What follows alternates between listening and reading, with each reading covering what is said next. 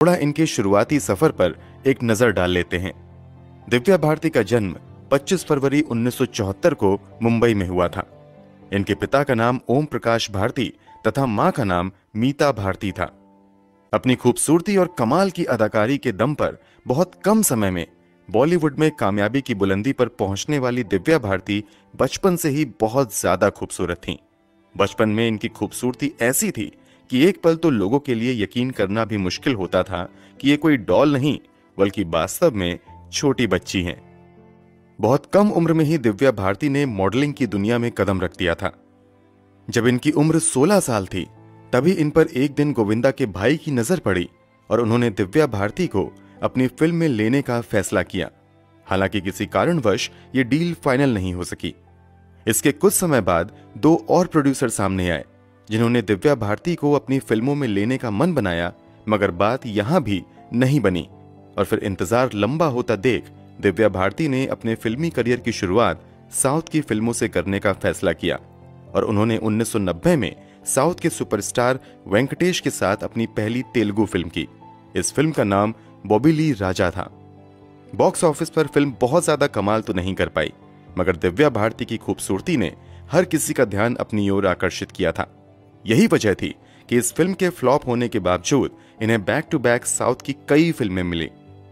South की फिल्मों में काम करने के बाद जब इन्हें अच्छी खासी पहचान मिल गई तो बॉलीवुड से भी इन्हें ऑफर आने लगे और फाइनली 1992 में इन्हें इनकी पहली हिंदी फिल्म विश्वात्मा भी मिल गई। ये फिल्म ज्यादा नहीं चली, मगर इस फिल्म के गाने सात समुंदर पार ने दिव्या भारती की दीवानगी को सात समुंदर पार या कहिए कि पूरी दुनिया में फैला दिया। इस फिल्म के बाद दिव्या भारती के आगे फिल्मों की लाइन लग गई और हर बड़े प्रोड्यूसर में दिव्या भारती को अपने साथ जोड़ने की होड़ मच गई। कहा तो यहां तक जाता है कि उस दौर की जितनी बड़ी हीरोइनें थीं सभी से काम छीनने लगे और वो सभी फिल्में दिव्या भारती को मिलती चली गईं। इस कारण दिव्या भारती 90s के दौर की हाईएस्ट पेड बॉलीवुड एक्ट्रेस भी बन गई। एक तरफ उनका फिल्मी करियर उड़ान भर रहा था तो दूसरी तरफ उनकी पर्सनल लाइफ में भी काफी बदलाव आ रहे थे। इनकी पहली सुपरहिट फिल्म शोला और शबनम की शूटिंग के दौरान एक्टर गोविंदा ने इनकी मुलाकात डायरेक्टर प्रोड्यूसर साजिद नाडियावाला से करवाई। बाकियों की तरह साजिद नाडियावाला भी दिव्या भारती की खूबसूरती को देखकर अपना दिल हार गए। यहीं पर दोनों में दोस्ती हुई और देखते ही देखते ये दोस्ती प्यार में बदल गई। फिर दुनिया की नजरों से बचकर बेहद ही गुपचुप तरीके से पहले दिव्या भारती दिव्या से सना नाडियावाला बन गई और फिर 10 मई 1992 को दिव्या भारती ने साजिद नाडियावाला के साथ शादी कर ली। इस शादी को गुप्त रखने की सबसे बड़ी वजह यह थी कि उन दिनों एक ट्रेंड था कि शादी के बाद एक्ट्रेस की फैन फॉलोइंग काफी कम हो जाती थी। इस कारण उन्हें काम मिलना भी बंद हो जाता था और चूंकि दिव्या भारती का करियर पूरी उड़ान पर था इसलिए उन्होंने शादी को सीक्रेट रखने का फैसला किया ताकि उनका फिल्मी करियर प्रभावित ना हो। शादी के बाद साजिद नाडियावाला ने मुंबई के अंधेरी वेस्ट के वर्सोवा में स्थित तुलसी अपार्टमेंट के 5th फ्लोर पर एक फ्लैट किराए पर लिया था। दिव्या भारती यहीं रहती थीं। दिव्या रहती तो मुंबई में थीं, मगर काम के सिलसिले में ये अक्सर बाहर और दूसरे राज्यों में आया जाया करती थीं। बात 5 अप्रैल 1993 की है। दिव्या भारती एक काम के सिलसिले में हैदराबाद जाती हैं। यहां सारे काम निपटाने के बाद प्लान था कि वो अपने दोस्तों के साथ एक पार्टी में जाएंगी और कुछ शॉपिंग भी करेंगी, मगर जरूरी काम खत्म होने के बाद वो अपने सारे दूसरे प्लान को पोस्टपोन कर देती हैं और वापस मुंबई आ जाती हैं। अब तक दिव्या भारती एक सुपरस्टार बन चुकी थीं और इनके पास बहुत सारा पैसा भी आ चुका था, मगर ये अब तक मुंबई में अपना घर नहीं ले पाई थीं। इसी कसक को पूरी करने के लिए वो लंबे समय से कोशिश में लगी हुई थीं। इत्तेफाक से हैदराबाद से वापस आने के बाद एक फ्लैट के सिलसिले में इनकी बात भी बन जाती है और मुंबई के बेहद ही पॉश इलाके में एक 4 BHK फ्लैट की डील भी ये फाइनल कर लेती हैं। घर खरीदने की खुशी परिवार वालों के साथ शेयर करने के लिए दिव्या अपने छोटे भाई कुणाल भारती को भी बुला भेजती हैं। इसके अलावा अपनी खुशी में शामिल होने के लिए ये अपनी कॉस्ट्यूम्स डिजाइनर दोस्त नीता लुल्ला को भी बुला लेती हैं। नीता लुल्ला अपने पति डॉक्टर श्याम लुल्ला के साथ रात के लगभग 9 बजे दिव्या भारती के यहां आ भी जाती हैं। नीता लुल्ला और डॉक्टर श्याम लुल्ला के दिव्या भारती के घर आने के पीछे की एक दूसरी वजह भी दिव्या भारती की मौत के बाद सामने आई थी। हम उस पर आगे बात करेंगे। फिलहाल कहानी पर वापस आते हैं। दिव्या भारती की ज्यादातर फिल्मों की कॉस्ट्यूम डिजाइनर नीता लुल्ला ही थी। इसी छोटी सी पार्टी के बहाने नीता और दिव्या अपने आने वाली फिल्म आंदोलन के कॉस्ट्यूम डिजाइन को भी फाइनल करने में लग जाती हैं। इन सभी बातचीत के दौरान घर में मौजूद ये तीनों शराब भी पीते हैं। श्याम, नीता और दिव्या के अलावा इस घर में एक और व्यक्ति मौजूद था और वो थी बचपन से दिव्या भारती की देखरेख करने वाली नौकरानी अमृता कुमारी।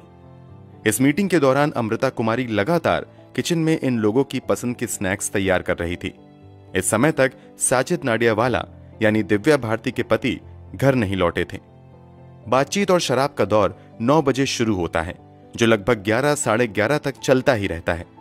अब तक दिव्या का भाई कुणाल यहीं था, मगर वो देर रात को जरूरी काम की बात कहकर यहां से निकल जाता है। इन्हीं सबके बीच दिव्या भारती हॉल में आती हैं, जहां पर नीता और श्याम बैठे हुए थे। यहीं पर दिव्या अपने ग्लास में फिर से शराब डालती हैं और टीवी ऑन करने के बाद थोड़ी देर यहीं पर बैठती हैं। थोड़ी देर बैठने के बाद वो बालकनी की तरफ बढ़ जाती हैं। बालकनी में एक खिड़की भी बनी हुई थी। ये तुलसी अपार्टमेंट की इकलौती खिड़की थी जिसमें लोहे का ग्रिल नहीं लगा हुआ था। इसके पीछे की वजह बताई जाती है कि अक्सर दिव्या खुद को शांत करने के लिए यहीं पर बैठा करती थी। हमेशा की तरह इस रात भी दिव्या भारती हाथ में शराब लेकर इसी खुली खिड़की पर आकर बैठती हैं। बैठते समय वो बाहर हॉल में बैठी हुई नीता से लगातार बातें भी कर रही थीं। अभी दिव्या भारती खिड़की पर ठीक ढंग से बैठ भी नहीं पाई थीं कि वो अपनी गर्दन दूसरी तरफ घुमाकर बाहर बैठे लोगों से कुछ बातें करने की कोशिश करती हैं। तभी अचानक से उनका बैलेंस बिगड़ता है और वो अचानक से नीचे गिरकर सीधे 5वें तल्ले से जमीन पर पहुंच जाती हैं। ये सब कुछ इतनी तेजी से होता है कि किचन में मौजूद अमृता को भी कुछ सोचने तक का समय नहीं मिल पाता है। दिव्या के गिरते ही अचानक से अमृता चिल्लाती हैं। अमृता की चीख सुनकर हॉल में बैठे नीता और श्याम दौड़ते हुए नीचे की तरफ जाते हैं। इस चीख पुकार को सुनकर आसपास के फ्लैट में रहने वाले दूसरे लोग भी नीचे की तरफ भागते हैं। नीचे खून से लथपथ दिव्या बिल्कुल बेसुध पड़ी हुई थी। शरीर में किसी तरह की कोई हरकत नहीं हो रही थी, हालांकि सांसें अभी भी चल रही थीं। डॉक्टर श्याम लुल्ला दिव्या को वहां मौजूद दूसरे लोगों की मदद से तुरंत आर.एन. कपूर हॉस्पिटल लेकर जाते हैं। ये वही हॉस्पिटल है जहां अक्सर रहस्यमयी मौत मरने वाले अक्सर बॉलीवुड स्टार्स के शव लाए जाते हैं। इधर डॉक्टर श्याम की पत्नी नीता घर की नौकरानी अमृता के साथ वहां से कुछ ही दूरी पर स्थित दिव्या के माता पिता के घर इस बात की जानकारी देने चली जाती हैं कि दिव्या खिड़की से गिर गई हैं। अस्पताल पहुंचते ही दिव्या को डेड ऑन अराइवल यानी अस्पताल पहुंचते ही मृत घोषित कर दिया जाता है। महज 19 साल की उम्र में कमाल की अदाकारा दिव्या भारती दुनिया से चली जाती हैं। अब तक रात के लगभग 1:30 बज चुके थे। तब टेक्नोलॉजी इतनी एडवांस नहीं थी, इसलिए दिव्या की मौत की खबर लोगों तक नहीं पहुंच पाई थी। दिव्या का शव कैजुअल्टी वार्ड की एक ट्रॉली में रखा हुआ था। पास में ही दिव्या के पिता और भाई के अलावा कुछ चुनिंदा लोग भी खड़े हुए थे। दिव्या के पिता का रो रो कर बुरा हाल था। वो बस एक ही रट लगाए जा रहे थे कि उन्होंने मेरी बेटी को मार दिया है। पास में ही दिव्या का भाई कुणाल भी था, जो दिव्या की मौत से बस 10 मिनट पहले तक दिव्या के साथ ही था और नए घर खरीदने की खुशी में शामिल था। कमाल की बात तो यह थी कि दिव्या की मौत को कई घंटे बीत चुके थे, मगर दिव्या की मां का कहीं भी अता पता नहीं था, बल्कि वो रात के लगभग 3:45 बजे अस्पताल आती हैं। अस्पताल पहुंचने तक उन्हें इस बात की जानकारी नहीं थी कि उनकी बेटी अब इस दुनिया में नहीं है, बल्कि उन्हें बताया गया था कि वो गिर गई हैं और कुछ चोट आई है। बाद में हुए खुलासे के मुताबिक जैसे ही दिव्या की मां पर दिव्या के पिता और भाई की नजर पड़ती है, दोनों उसी की तरफ तेजी से भागते हैं और दोनों एक साथ मीता पर चिल्लाते हुए कहते हैं कि जो हुआ है सब तुम्हारी वजह से हुआ है। मतलब दोनों दिव्या की मौत का जिम्मेदार दिव्या की मां को ही बता रहे थे। इन दोनों की चिल्लाने के बावजूद दिव्या की मां बिल्कुल खामोश रहती हैं और कोई जवाब नहीं देती हैं। इस बात का रहस्य आज तक कोई नहीं समझ पाया कि दिव्या की मौत के लिए दिव्या के पिता और भाई दिव्या की मां को क्यों तब जिम्मेदार ठहरा रहे थे और दिव्या की मां को अस्पताल आने में इतना लंबा समय कैसे लग गया। खैर, थोड़ी देर दिव्या की मां वहीं पर रुकती हैं और फिर थोड़ी देर बाद वहां से निकल जाती हैं। अब तक दिव्या के पति साजिद नाडियावाला को भी दिव्या की मौत की खबर हो चुकी थी। थोड़ी देर में साजिद भी अस्पताल पहुंच जाते हैं और सीधे उस वार्ड में जाते हैं जहां पर दिव्या के शव को रखा गया था। दिव्या को देखने के बाद साजिद बिल्कुल खामोश रहते हैं। वो किसी तरह से कुछ भी रिएक्ट नहीं कर पाते हैं और कुछ ही पल बाद नीचे गिरकर बेहोश हो जाते हैं। डॉक्टर के मुताबिक वो दिव्या की मौत के सदमे को बर्दाश्त नहीं कर पाते हैं, इसी वजह से शॉक की हालत में चले जाते हैं। साजिद की स्थिति भी तेजी से बिगड़ने लगती है और तत्काल उन्हें आईसीयू में एडमिट कराने की नौबत आ जाती है। थोड़ी देर बाद साजिद होश में आ जाते हैं, मगर उनका व्यवहार भयानक तरीके से बदलने लगता है और वो अजीब हरकतें करने लगते हैं। इस कारण अंत में उन्हें कुछ दवाई देकर डॉक्टर की निगरानी में ही सुलाया जाता है। तारीख बदलकर 6 अप्रैल 1993 हो चुकी थी। अब लगभग सुबह हो चुकी थी। दिव्या की मौत की खबर अब इंडस्ट्री से जुड़े लोगों तक भी पहुंच चुकी थी। दिव्या को देखने सबसे पहले आने वाले इंडस्ट्री से जुड़े लोगों में प्रहलाद नेहलानी थे, जो अपनी पत्नी और बेटे के साथ आए थे। इसके अलावा दिव्या को देखने सबसे पहले आने वाले चुनिंदा लोगों में सैफ अली खान, संजय कपूर, बोनी कपूर और गोविंदा इत्यादि शामिल थे। इधर मौके पर पुलिस भी पहुंच जाती है और लोगों के बयान दर्ज करना शुरू कर देती है। सभी कागजी कार्रवाई पूरी करने के बाद दिव्या का पोस्टमार्टम किया जाता है। पोस्टमार्टम में खुलासा होता है कि ऊंचाई से गिरने की वजह से दिव्या के सर में काफी गहरी चोट आई थी। बहुत ज्यादा इंटरनल ब्लीडिंग हुई थी, इस कारण ही उनकी मौत हो गई। इसके अलावा जांघ की हड्डी भी बुरी तरीके से टूट चुकी थी। सभी जांच पड़ताल के बाद 7 अप्रैल 1993 को दिव्या का शव परिवार वालों को सौंप दिया जाता है। सभी फॉर्मेलिटीज के बाद मुंबई के विले पार्ले स्थित क्रिमेटोरियम में दिव्या का अंतिम संस्कार किया जाता है। अंतिम संस्कार से जुड़ी रस्म को साजिद नाडियावाला पूरी करते हैं। दिव्या इस दुनिया से जा चुकी थी, मगर अपने पीछे सैकड़ों सवाल छोड़ गई थीं, जिसका जवाब हर कोई जानना चाह रहा था। सबसे बड़ा सवाल तो यही था कि दिव्या ने ऊपर से कूदकर सुसाइड कर लिया है या फिर उनकी साजिश के तहत हत्या की गई है। जब पुलिस ने लोगों से पूछताछ करना शुरू किया तो एक के बाद एक कई खुलासे होने शुरू हो गए। पुलिस ने सबसे पहले घर के अंदर मौजूद डॉक्टर श्याम लुल्ला और उनकी पत्नी नीता का बयान दर्ज किया था। दोनों अपने बयान में एक ही बात कहते हैं कि वो पक्के तौर पर नहीं कह सकते कि दिव्या ने जानबूझकर ऊपर से छलांग लगाई या फिर बैलेंस बिगड़ने की वजह से गलती से वो गिर गईं। कमाल की बात तो ये थी कि इस घर में इस हादसे के वक्त एक और सदस्य था। वो थी घर की नौकरानी अमृता, मगर पुलिस ने पहले अमृता का बयान लेना जरूरी नहीं समझा। इसके पीछे की वजह क्या थी, कोई नहीं जानता। इससे भी ज्यादा चौंकाने वाली बात तो ये थी कि दिव्या भारती की मौत के ठीक 1 महीने बाद अचानक से अमृता की भी मौत हो जाती है। कहा जाता है कि हार्ट अटैक की वजह से अमृता की मौत हो गई। खैर, पुलिस 4 साल तक इस मामले की जांच करती रहती है और फाइनली सभी संभावित एंगल से जांच करने के बाद पुलिस दिव्या भारती की मौत को क्लियर कट एक्सीडेंटल डेथ का मामला बताती है। पुलिस किसी भी तरीके की साजिश से इनकार करती है। पुलिस ने भले ही अपनी जांच में इसे एक हादसा बता दिया था, मगर बाद में कुछ अनऑफिशियल सोर्सेज से कई चौंकाने वाले खुलासे हुए। एक दावा किया गया कि जब दिव्या हैदराबाद से वापस आती हैं तो वहां से वो एक दोस्त की पार्टी में जाती हैं। वहां वो बहुत ज्यादा शराब पीती हैं और फिर नशे में ही घर वापस आती हैं। यहां साजिद से उनकी काफी लड़ाई हो जाती है। लड़ाई के दौरान साजिद घर से निकलने लगता है। इस पर दिव्या कहती हैं कि अगर तुम 10 मिनट में वापस नहीं आए तो फिर तुम मुझे कभी नहीं देख पाओगे। साजिद काफी देर तक वापस नहीं आते हैं और फिर दिव्या के मौत की खबर आती है। दिव्या की करीबी रही एक और दोस्त ने अनऑफिशियल तरीके से दावा किया था कि दिव्या की मौत से पहले किसी बात को लेकर दिव्या और साजिद में काफी ज्यादा लड़ाई होती है। उन दिनों दिव्या सीवियर डिप्रेशन से भी जूझ रही थीं। इस कारण लड़ाई के दौरान दिव्या काफी एग्रेसिव होने लगती हैं। बात बढ़ता देख साजिद डॉक्टर श्याम लुल्ला को तुरंत फोन करके बुलाते हैं। डॉक्टर श्याम अपनी पत्नी नीता के साथ आते हैं। जब दोनों पति पत्नी साजिद के यहाँ पहुंचते हैं तब भी दिव्या और साजिद लड़ रहे थे। दिव्या का भाई कृणाल भी वहीं पर मौजूद था। दोनों के बीच हो रही लड़ाई को देखते हुए श्याम तुरंत साजिद को घर से बाहर जाने के लिए कहता है।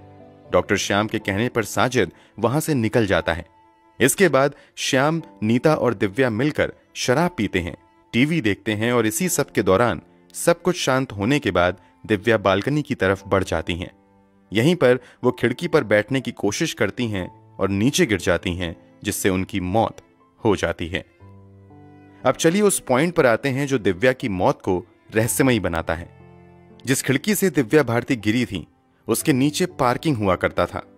वहां पर अक्सर कोई ना कोई गाड़ी खड़ी रहती थी, मगर जब दिव्या भारती खिड़की से गिरी तो वहां पर कोई गाड़ी नहीं थी। इस कारण दिव्या सीधे नीचे कंक्रीट से बनी जमीन पर गिरी और उनकी मौत हो गई। उस रात वहां पर गाड़ी का ना होना क्या महज इत्तेफाक था? आज तक इसका स्पष्ट जवाब नहीं मिल पाया है।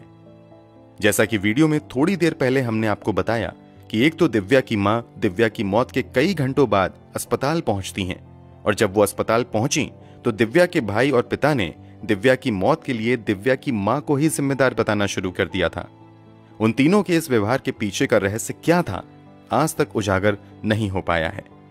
दिव्या की मौत के समय उस घर में मौजूद नौकरानी अमृता का बयान लेने में समय क्यों लगाया गया, इसका भी स्पष्ट जवाब आज तक नहीं मिल पाया। अमृता की 1 महीने बाद हार्ट अटैक से मौत क्या वास्तव में हार्ट अटैक से ही थी? अमृता की मौत ने भी दिव्या की मौत को रहस्यमयी बना दिया। कहा जाता है कि अमृता ने दावा किया था कि उस बिल्डिंग के सभी अपार्टमेंट की खिड़कियों में ऑटो स्टॉपर लगा हुआ था। यहां तक कि जिस खिड़की पर दिव्या बैठी हुई थी उस पर भी एक ऑटो स्टॉपर हुआ करता था, मगर बाद में आगे की जांच में खुलासा हुआ कि वहां से ऑटो स्टॉपर गायब था। इस खुलासे ने भी दिव्या की मौत को थोड़ा रहस्यमयी बनाया। क्या किसी ने साजिश के तहत ऑटो स्टॉपर वहां से गायब कर दिया था? एक दावा किया जाता है कि दिव्या की मौत के पीछे अंडरवर्ल्ड की साजिश हो सकती है। इस दावे के पीछे बहुत ज्यादा एक्सप्लेनेशन तो नहीं है, मगर कहा जाता है कि उन दिनों अंडरवर्ल्ड के बड़े खिलाड़ियों तथा साजिद नाडियावाला में काफी करीबी रिश्ते थे। अंडरवर्ल्ड का काफी पैसा बॉलीवुड में भी लगा हुआ था और वो बड़े बड़े एक्टर और एक्ट्रेस के काम में सीधा दखल देते थे। कुछ दावों के मुताबिक अंडरवर्ल्ड से जुड़े लोगों ने दिव्या भारती पर भी दबाव बनाना शुरू कर दिया था, मगर दिव्या भारती उन लोगों की मर्जी के मुताबिक कुछ भी करने से मना करने लगी। बस इसी वजह से दिव्या भारती को साजिश के तहत खत्म कर दिया गया। साजिश नाडियावाला पर एक समय दाऊद इब्राहिम समेत अंडरवर्ल्ड के दूसरे डॉन से जुड़े होने का आरोप लगा था।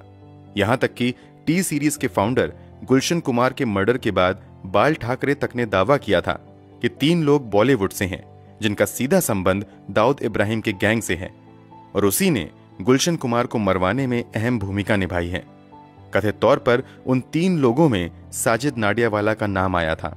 दावों के मुताबिक साजिद से इस सिलसिले में कई बार पुलिस ने पूछताछ भी की थी, हालांकि ये आरोप कभी साबित नहीं हो सके। कुल मिलाकर कई दावों और अफवाहों के बीच दिव्या भारती की भी मौत या फिर मर्डर की थ्योरी में उलझ कर रह गई। दोस्तों,